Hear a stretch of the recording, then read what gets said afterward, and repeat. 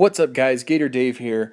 Blind Water Congregation is in the CID cycle, so I just wanted to give my first impressions, just a little bit about what I thought, and get into it a little bit. I'm going to be doing more on the new stuff after I actually do the play testing, so I'm going to be mostly focusing on the legacy models in this this quick video, kind of like a podcast. So, all right, guys, check it out.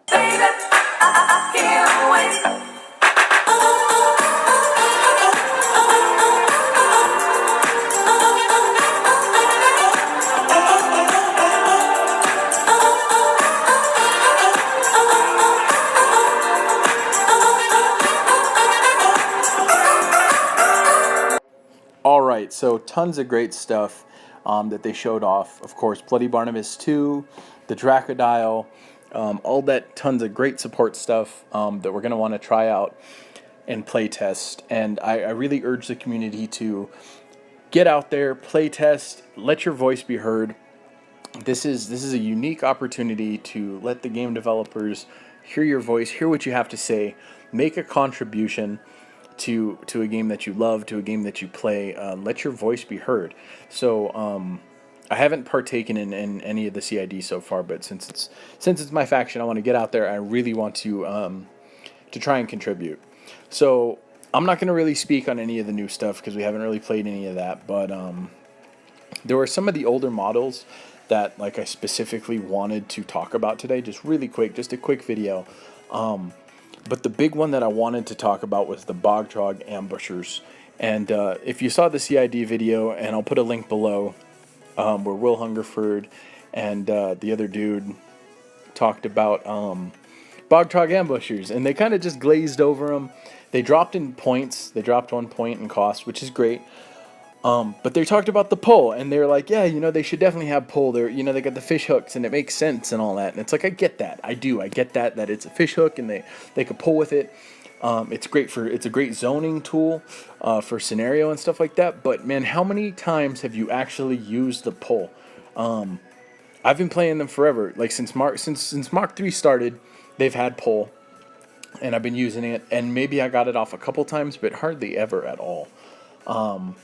They used to have camouflage, which was fantastic, which made them more survivable. And then they had powerful charge, gave them +2 attack on the charge, which was amazing. And when they come in on the ambush, odds are you're ambushing on a very important specific target that you want to put damage on or take out of the game.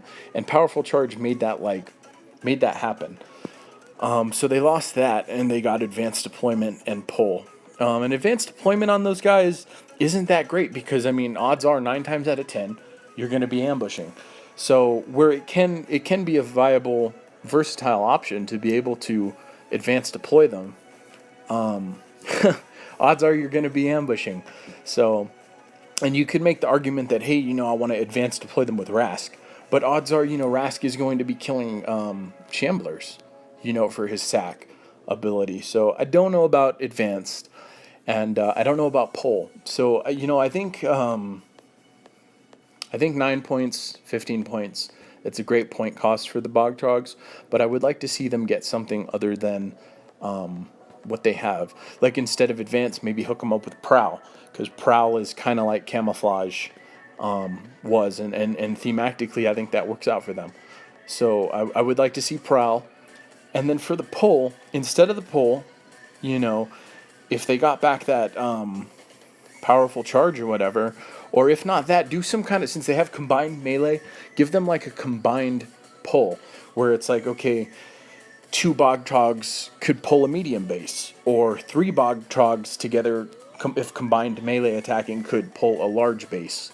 I think that would make the pull a lot more versatile and useful, if that way they could pull anything. So I think that's something that they should look at, something they should seriously think about. And if you guys are so inclined, please go on the forums.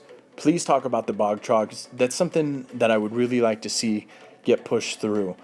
Some help for the Bog Trogs. Okay, so enough rambling on about the Bog Trogs. The other thing that I wanted to get into, and by the time this video is going to be posted, it's actually going to be week 2 in the CID cycle. And the thing that I was going to talk about was the Croak Raiders. And how how I felt the Croak Raiders just weren't worth their points.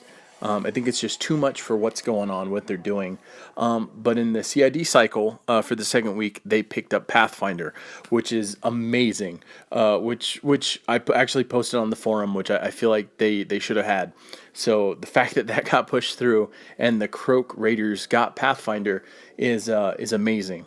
So gonna be playtesting them with the Pathfinder. Gonna be seeing what's going on. But I think that's solid. I honestly don't think they will need any more changes. I think Pathfinder kind of really rounds them out. Will really give them advantages over a lot of other skirmish units like them. And it'll make them like a really powerful force, but not over the top broken. So we'll have to see about that. As for other models, like I said, the legacy ones, Bone Swarm was another model that I felt needed a lot of changes. But here we are, CID week 2, and he's got Steady, so he can't be knocked down, and he's got Pathfinder as well.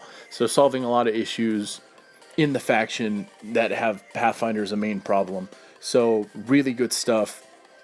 Going to be doing a lot of playtesting this weekend, so I'll be able to do some updates then on some of the new models. So stay tuned for that, guys. I appreciate you listening. I'll be doing a follow-up video after the weekend, after I'm able to get in some playtesting, and I could share some of my opinions on the on some of the new stuff and how I feel about it. So I'm looking forward to that. I hope you guys are too. You can go check me out on Instagram, #GatorDave89. Follow me on Twitter at also GatorDave89. Please like, please subscribe, and please share this video with your friends, guys. I appreciate the support. I appreciate the love. Thank you so much, guys. Catch you next time. Gator Dave out.